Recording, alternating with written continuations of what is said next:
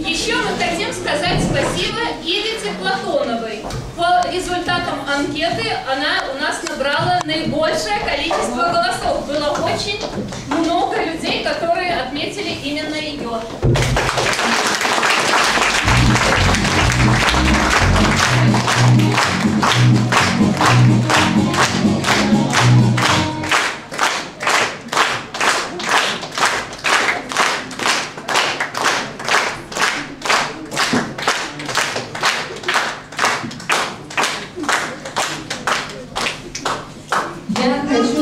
Спасибо тем, кто оценил, спасибо всем, кто оценил работу.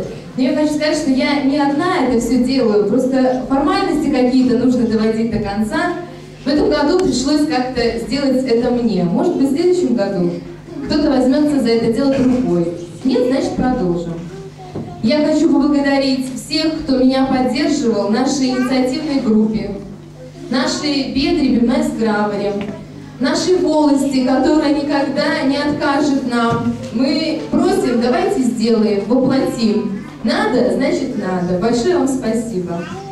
И это мы делаем со всей группой, никогда не задумываясь, что нам за это будет.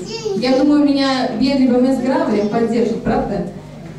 Мы никогда не думаем, сделать нам это надо, а что нам за это будет? Мы делаем, потому что надо, потому что живем в Граверской волости. В Огонской области, как у себя дома.